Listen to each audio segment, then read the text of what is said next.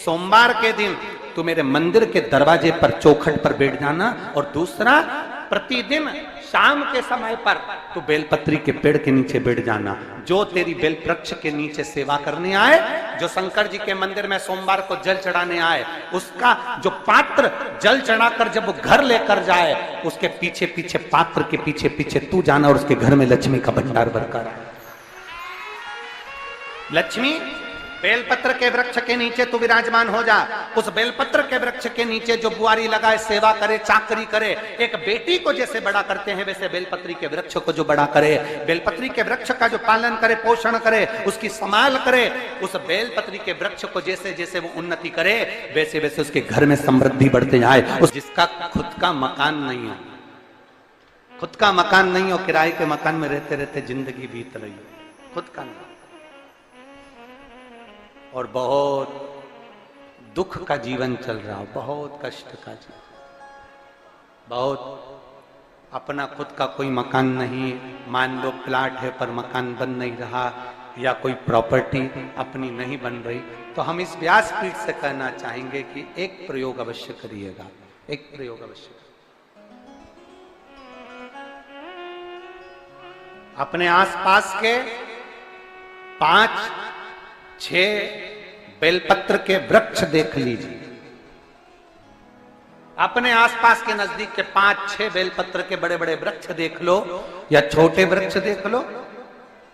उन 5-6 वृक्ष को धीरे धीरे उनकी सेवा करना प्रारंभ करो, उन वृक्षों को बड़ा करना प्रारंभ करो, उन वृक्ष के नीचे सफाई करना प्रारंभ करो, उन वृक्ष को जल देना प्रारंभ करो, उन वृक्ष को आप खाद देना प्रारंभ करो, उन वृक्ष की सेवा संभाल करना प्रारंभ कर दो, उस वृक्ष के नीचे बुआरी काटना प्रारंभ कर दो, झाड़ू लगाना प्रारंभ कर दो, उस वृक्ष के नीचे सफाई करना प्रारंभ कर दो।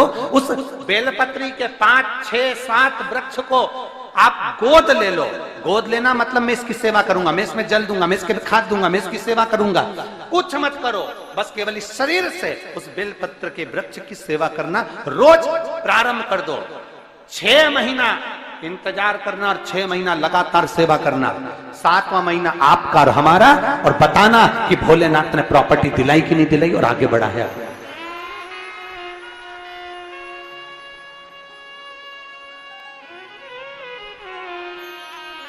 एक बेलपत्र का वृक्ष जिसके नीचे माता लक्ष्मी विराजमान होती है, एक बेलपत्र के वृक्ष के नीचे लक्ष्मी रहती है। दुनिया के लोग कहते हैं लक्ष्मी जी का दिन कौन सा है, बोलो जम के जल्दी से। शुक्रवार। दुनिया के लोग कहते हैं लक्ष्मी जी का दिन शुक्रवार है, पर माता लक्ष्मी से पूछा जाए कि तुम्हारी माता ख्याति देवी नारायण भगवान के साथ तुम्हारी शादी नहीं कर रही थी, शंकर को लक्ष्मी दे रही थी, तब तुमने भगवान शंकर से विनती करी, भोले बाबा मैं नारायण से प्रेम करती हूँ, भगवान नारायण से मेरा विवाह हो। तो माता ख्याति देवी से शंकर भगवान ने विनय कर कर कहा कि लक्ष्मी जी का विवाह नारायण के साथ कर दिया जाए। भगवान नारायण के साथ जब लक्ष्मी जी का विवाह हो गया, तब लक्ष्मी जी हाथ जोड़कर बोलती हैं, बाबा मेरा विवाह नारायण के साथ हो गया, पर मैं आपके चरणों की सेवा करना चाहती हूँ, बाबा आप कृपा करिए कि मैं क्या करूं आपके लिए। शंकर भगवान कहते हैं, लक्ष्मी बस 2 चीजें कर दे, एक सोमवार के दिन तू मेरे मंदिर के दरवाजे पर चौखट पर बैठ जाना, और दूसरा प्रतिदिन शाम के समय पर तू बेलपत्री के पेड़ के नीचे बैठ जाना। जो तेरी बेल वृक्ष के नीचे सेवा करने आए, जो शंकर जी के मंदिर में सोमवार को जल चढ़ाने आए, उसका जो पात्र जल चढ़ाकर जब वो घर लेकर जाए, उसके पीछे पीछे, पात्र के पीछे पीछे तू जाना, और उसके घर में लक्ष्मी का भंडार भरकर आए। लक्ष्मी बेलपत्र के वृक्ष के नीचे तू विराजमान हो जा। उस बेलपत्र के वृक्ष के नीचे जो बुआरी लगाए, सेवा करे, चाकरी करे, एक बेटी को जैसे बड़ा करते हैं वैसे बेलपत्री के वृक्ष को जो बड़ा करे, बेलपत्री के वृक्ष का जो पालन करे, पोषण करे, उसकी संभाल करे, उस बेलपत्री के वृक्ष को जैसे जैसे वो उन्नति करे, वैसे वैसे उसके घर में समृद्धि बढ़ते जाए, उसके घर में वैभव बढ़ते जाए। ये शंकर भगवान माता लक्ष्मी से करे, भगवान शिव माता लक्ष्मी से करे। तो भस्म, अगर शिव के मंदिर में भस्म मिल जाए, शंकर पर चढ़ी हुई भस्म अगर मिल जाए तो, और अगर भस्म ना मिले ना, तो शंकर के जो शंकर भगवान का जो शिवलिंग है, शिवलिंग के आसपास में जो जलाधारी है, यहाँ अगर भस्म ना मिले तो इस जलाधारी पर अपना हाथ स्पर्श कर कर अपने तन पर उसको लगाकर जरूर आओ। भस्म एक शंकर पर चढ़ा हुआ जल, दूसरे नंबर पर है शंकर पर चढ़ी हुई भस्म। ये दो स्पर्श जरूर, स्पर्श। एक भस्म का एक बड़ा सुंदर चरित्र आता है। दूसरा, जिस भूमि पर बैठकर कथा सुनो उसकी रज को अपने मस्तक पर थोड़ा सा लगाकर अवश्य जाओ, वो जीवन का एक आनंद है। और शंकर के मंदिर में जाओ तो दो चीजें अवश्य लेकर आओ। पहला, शंकर जी पे चढ़ा हुआ, जम के बोलो, जल अवश्य लेकर आओ। क्योंकि जब तुम जल लेकर आते हो, पात्र लेकर आते हो, तो मेरा महादेव लक्ष्मी जी को तुम्हारे पीछे पीछे तुम्हारे घर तक भेज देगा। चढ़ी हुई बेलपत्र मत खाओ, लोग कहेंगे शंकर पर चढ़ा हुआ ये मत पाओ। हम इस व्यासपीठ से निवेदन करना चाहेंगे कि आप अगर दिल रखकर अपने बाबा से कहोगे ना, तो बाबा पर चढ़ा हुआ जो जल है ना, वो जल साधारण नहीं रहता। मेरा भोलेनाथ जब दुनिया को अमृत देता है तो तुमको भी अमृत दे देता है। दो चीजें कभी मत छोड़ो। अगर मंदिर में गए हो तो दो चीजें कभी मत छोड़ो। कथा में गए हो तो दो चीजें कभी मत छोड़ो। एक, कथा श्रवण करना। दूसरा, जहां कथा बैठकर सुनते हैं वहां की रज को अपने मस्तक पर लगाना। कथा सुनने के बाद आप यहां से जाओ, भले दरी बिछी है, आसन बिछा है, कारपेट बिछा है, उस पर अपना हाथ फेर कर उस रज को अपने मस्तक पर जरूर लगाओ। क्योंकि शिव पुराण में, भागवत पुराण में, स्कंद पुराण में, कुर्म पुराण में, नर्मदा पुराण में, लिंग पुराण में, नारद पुराण में, ब्रह्म वैवर्त पुराण में, जितनी भी पुराणे हैं, सब पुराणों में लिखा है कि जिस स्थान पर बैठकर हम भगवान की कथा को सुनते हैं, उनको याद करते हैं, जितनी देर हम उनको याद करते हैं उतनी देर वो परमात्मा उस स्थान पर बैठा हुआ रहता है। हाथ रखकर बोलना, शंकर भगवान से तुम्हारा रिश्ता कौन सा? शिव जी से आपका कौन सा रिश्ता?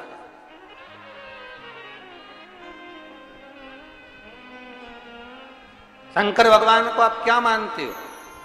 हमने आपको एक संबंध बताया था कि सीहोर कुबेरेश्वर धाम आपका मायका है, तो हम आपके भाई हैं, तो शंकर भगवान आपके पिता हैं, आपके बाप हैं, आपका बाबा है, आपका दादा है।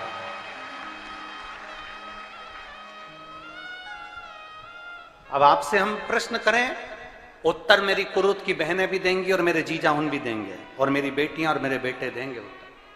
आपसे प्रश्न करें, अगर बेटी को दुख होगा तो क्या वो अपने बाप से नहीं कहेगी? बोलो तो जम के। बेटी को तकलीफ है वो अपने बाप से ना कहेगी।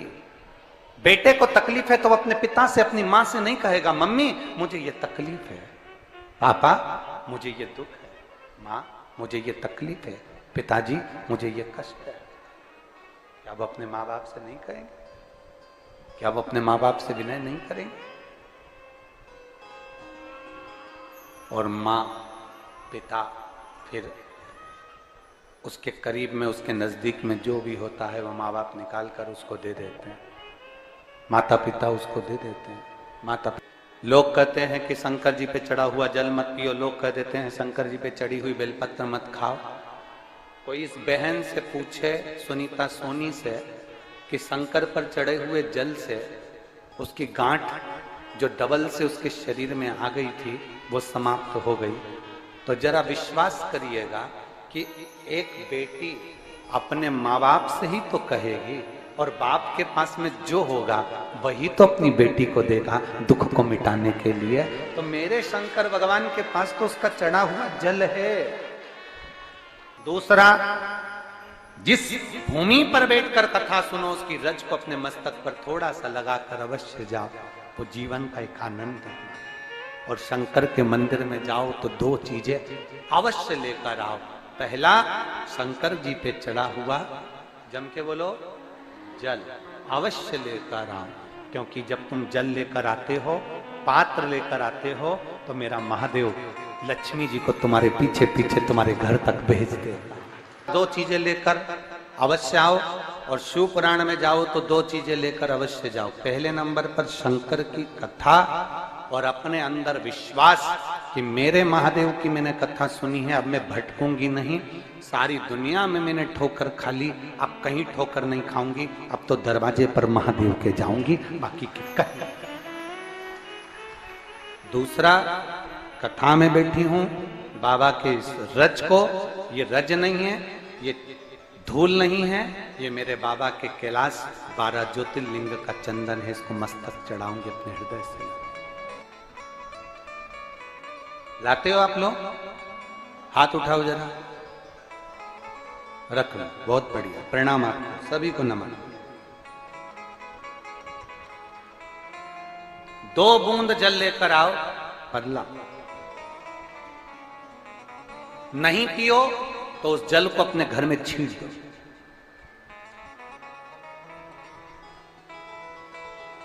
नहीं पी सकते, उस जल को छींट दो।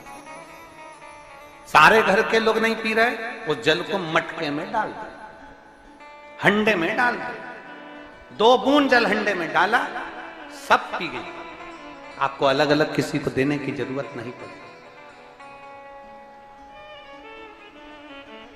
किसी को नहीं। हंडे में डाल दो, मटके में डाल दो, सब उस पानी को पीना आरंभ।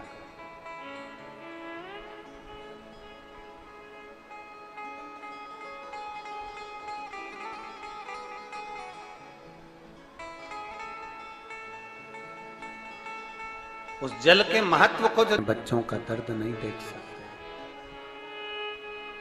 जब माता पिता अपने बच्चों का दर्द नहीं देख सकते, तो देव अधिदेव महादेव तुम्हारा दर्द कैसे देखेंगे? वो भी तो काटेंगे तुमको, वो भी तो कष्ट मिटाएंगे। 2 चीजें कथा में जाकर ले। एक, जहां जगह मिल जाए वहां बैठकर कथा सुनो। धूप लगे, पंडालों की इतनी व्यवस्था नहीं हो पाती है, पंडाल लगाने वाले, टेंट लगाने वाले टेंट लगा लगा के थक जाते हैं, तो अपने साथ एक छाता लेकर चलो।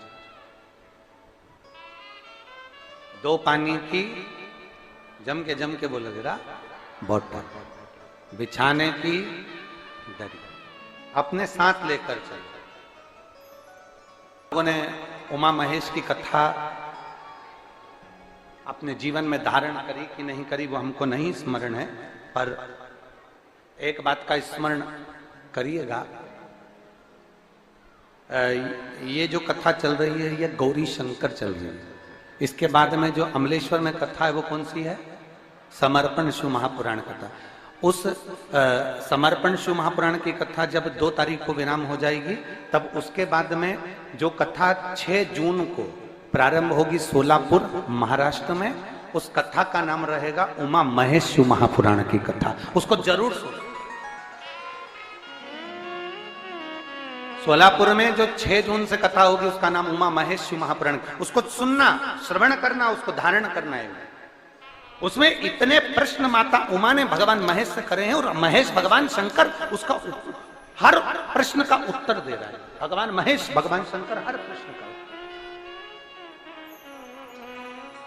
बाबा बोले माता उमा ने भगवान शिव जी से, महेश भगवान से, भगवान शंकर से करेंगे, बाबा भोलेनाथ जी बताओ, संसार में जन्म लेने वाले व्यक्ति के जीवन में उसके भाग्य में अगर सुख नहीं है, उसके भाग्य में खुशियां नहीं है, उसके भाग्य में कोई अच्छा है ही नहीं, तो वो जीव क्या करेगा?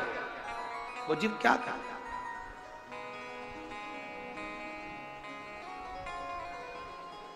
भगवान शंकर कह रहे हैं, पार्वती, संसार में जन्म लेने वाला मनुष्य अगर उसके भाग्य में सुख नहीं, उसके भाग्य में अगर खुशियां नहीं है, उसके भाग्य में अगर सुख नहीं है, उसके भाग्य में अगर अच्छा नहीं है, पत्रिका दिखा ली सुख नहीं है, कार्य कर कर देख लिया सुख नहीं है, तकलीफ उसकी जिंदगी में चल ही चल रही है, तो भगवान शंकर कहते हैं, भगवान महेश कहते हैं, उमा, उस मनुष्य को दूसरे का अच्छा करना प्रारंभ कर देना चाहिए, तो उसकी अच्छाई अपने आप सामने आना प्रारंभ।